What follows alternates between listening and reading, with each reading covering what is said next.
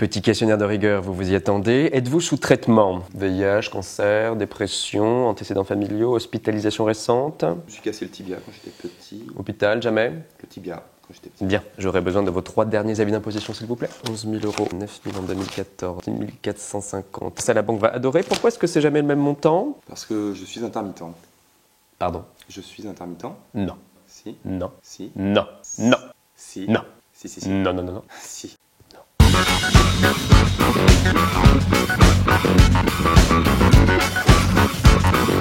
L'intermittence. L'intermittent du spectacle est au monde du travail ce que le pestiféré du XIVe siècle était au monde des humains. Un truc pas bien joli à regarder, qui sent pas vraiment bon et qu'il convient de fuir avec plus ou moins de politesse. D'où, pourquoi, comment? C'est quoi l'intermittence? Pourquoi est-ce qu'on vomit dessus? Pourquoi cependant tous les artistes tiennent-ils absolument à en être? Et enfin, pourquoi est-ce qu'il convient d'ouvrir grand sa gueule dans la rue ou sur les plateaux chics quand il y a danger?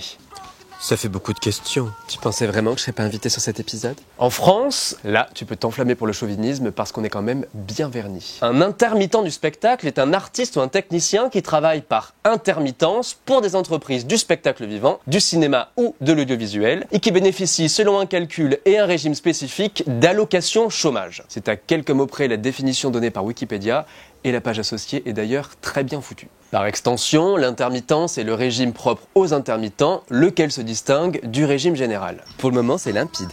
L'intermittence est un statut, pas une profession. Je m'appelle Timothée, je suis régime général depuis 5 ans. Ça ne veut rien dire. L'intermittent a un métier, il est comédien, éclairagiste, réalisateur, danseur, et il s'est, comme 29,5% de la population en général, formé pour celui-ci. Donc on va arrêter de pouillotiser cette condition. Ben ouais, on n'est pas des clowns. Ben un clown aussi c'est un métier, avec des vraies écoles et parfois des vrais diplômes. Oui, enfin bon, ça va. S'il suffit de mettre un nez rouge pour faire un métier. Ben vas-y.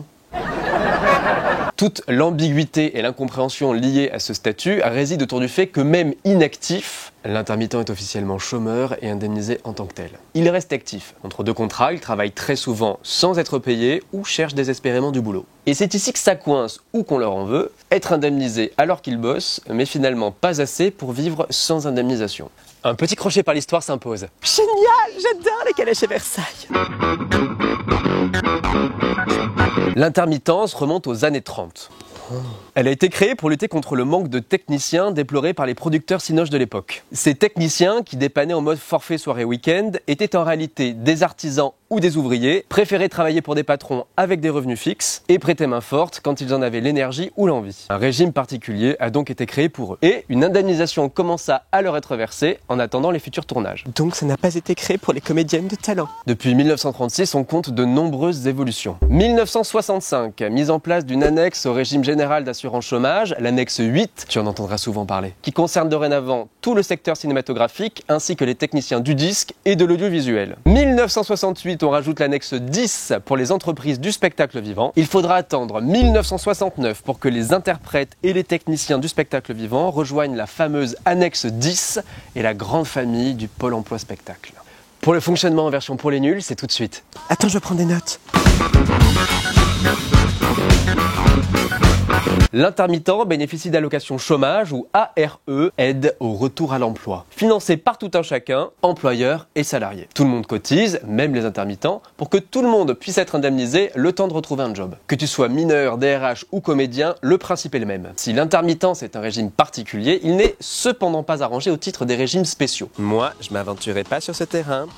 #touchy. On n'est ni cheminot ni rongeur de l'opéra, lesquels bénéficient peu ou prou de leur régime à vie, alors que nous devons remettre notre titre en jeu chaque année. Je vais peut-être me remettre au classique. En clair, on ne naît pas intermittent, on le redevient à chaque date anniversaire en croisant les doigts pour qu'il n'y ait pas de bug dans le dossier de réadmission, après avoir prié 12 mois durant pour récolter suffisamment de contrats en vue d'un renouvellement. Pour intégrer le club des Happy Few du Pôle emploi spectacle, il faut justifier de 507 heures de travail en un an. Cette blague, c'est ce que je taffe en un mois. En vrai, on en fait 10 à 20 fois plus. Sauf que le tour de force pour nous, c'est de s'en faire déclarer et payer au moins 507. Et c'est ici que commence le parcours du combattant. J'étais pris sur une créa, les répètes sont pas payées, mais bon, il y a un cachet par représentation. Enfin, 1 pour 4. Bon, on en alternance, ça fera un cachet, non, 2 par mois.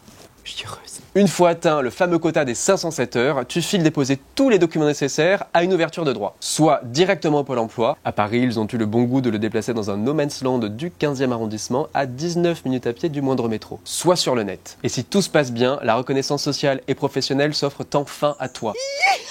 Ensuite, tu as 1 an pendant lequel cravacher afin de réunir les indispensables 507 heures ou 43 cachets. Mais que vient faire cette grosse médicamentation dans tout ça? Aujourd'hui, ils ont été généralisés à 12 heures pour les interprètes. D'où les 43 cachets nécessaires pour atteindre les 507. Bien qu'on puisse déclarer au forfait ou à l'heure pour les services de répétition, les heures d'enregistrement ou les représentations. Toutes ces heures contribuent à ton admission ou renouvellement. Chaque fin de mois, tu déclares au Pôle emploi les cachets effectués. Et à date anniversaire, si tout se passe bien, te voilà reconduit et ainsi de suite jusqu'à ce que mort ou lassitude s'en suive. C'est ça, faites-nous chialer. Ce qu'il faut comprendre pour dépasser l'impression de fumisterie absolue liée à l'intermittent du spectacle possiblement payé à rien foutre, c'est que 43 cachets, c'est parfois, voire souvent, 43 contrats différents. Le gros du travailleur français va galérer plusieurs semaines, voire plusieurs mois pour passer le crible de la sélection par CV, décrocher un entretien et, dans l'idéal, signer pour le sésame du respect social et du prêt bancaire, qui est le CDI. Eh bien, nous autres sommes par essence cantonnés au CDD.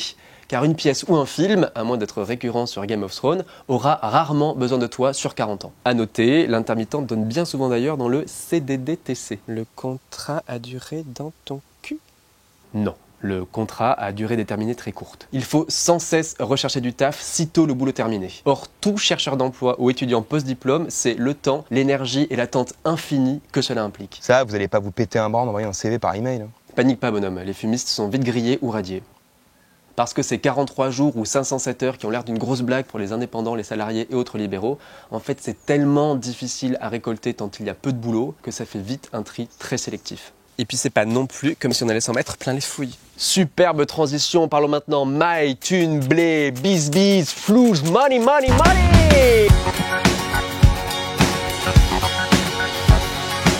L'indemnisation est calculée en fonction de la moyenne des salaires déclarés et du nombre d'heures effectuées, ce qui donnera un taux plus ou moins élevé de compensation journalière. Oh, putain, j'ai un taux de merde cette année, ça va être ultra galère. Selon l'UNEDIC, cité par les Échos, 65% des artistes gagnaient moins de 800 € par mois en 2013. Entre Hollande et Macron, il n'est pas certain qu'on ait pris un virage à 180 degrés vers l'opulence. L'allocation journalière brute versée par l'assurance chômage était de 62 € en moyenne pour les techniciens et de 53 pour les artistes. C'est nettement plus que le montant moyen de l'allocation journalière versée aux bénéficiaires de l'assurance chômage, mais vous l'avez maintenant compris, on ne chôme pas de la même façon ni sur la même durée. On peut être intermittent toute sa vie si on parvient à bosser beaucoup, or cette phrase ne marche pas en remplaçant le mot intermittent par le mot chômeur. On peut être chômeur toute sa vie si on parvient à bosser beaucoup. Bref, tu l'auras pigé, côté bifton, remballe tes ambitions, la multipropriété n'est pas pour demain. Le montant plancher de l'allocation journalière brute pour les artistes est à ce jour de 44 €. Ah oui, ça fait pas lourd. Et on va pas se mentir, le gros du gros d'intermittent, c'est quand même plus proche du plancher que de l'Everest, lequel reste aussi à relativiser. Donc même les manias du Pôle emploi resteront toujours des petites bites comparées au dernier des ISF, aux 3325 € que gagne Bill Gates chaque heure, ou à ce que palpent ces idoles du ballon rond qui te font te peinturlurer la gueule au maquillage Jiffy une fois tous les 4 ans. Quoi, t'es pas fier d'être français? Rien à voir. Juste que si tu veux parler scandale de rémunération, il y a largement de quoi faire et c'est pas au Pôle emploi spectacle que tu trouveras de réels motifs de révolte. Mais mon tonton, il dit qu'on ruine l'État. Eh bien ton tonton, c'est un gros con qui ne sait pas de quoi il parle et on va lui expliquer pourquoi. Mon tonton, il est pas con. Avant toute chose, remettons en perspective. C'est un petit peu comme les furieux de la manif pour tous qui pensent qu'avec le mariage PD, la France va virer pédophile ou mourir de stérilité. Prenez le temps de lire les chiffres. Les intermittents sont autour de 250 000. 47% rien qu'en Ile-de-France pour ceux qui voudraient venir en safari leur tirer dessus. Soit 0,37% de la population. Rapporté aux 29,5% d'actifs, on obtient 1,26% des travailleurs. Merde, je crois que mon tonton est con. Côté chôme-du, les intermittents ne représentent que 3,5% des allocataires chômage, soit 3,4% des dépenses de l'UNEDIC. Nous ne sommes donc pas responsables du trou de la Sécu, d'autant que l'intermittent paye ses impôts et ses charges, son pactole Pôle emploi y étant d'ailleurs assujetti. Ah bah super. Il y a assurément à repenser, restructurer, amender, aller piocher un petit peu chez les employeurs, chez les employés, mais aussi chez les puissants, les chaînes, les annonceurs ou autres, pour endiguer ce déficit structurel annuel d'1 milliard d'euros. En 2014, pour 1 € de contribution du secteur, sous forme de cotisation sociale de la part des employeurs et des intermittents, l'assurance chômage versait 4,10 € d'allocation.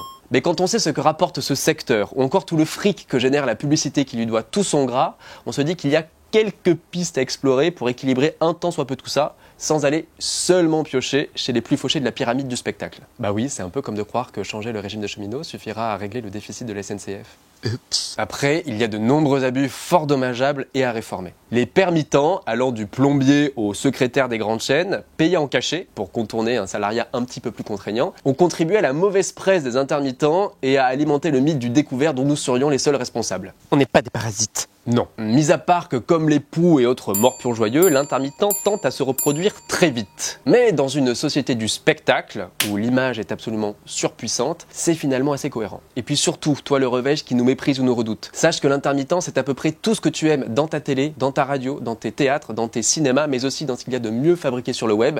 Et on ne parle pas que du porno. Nosotros también puntamos al puro empleo.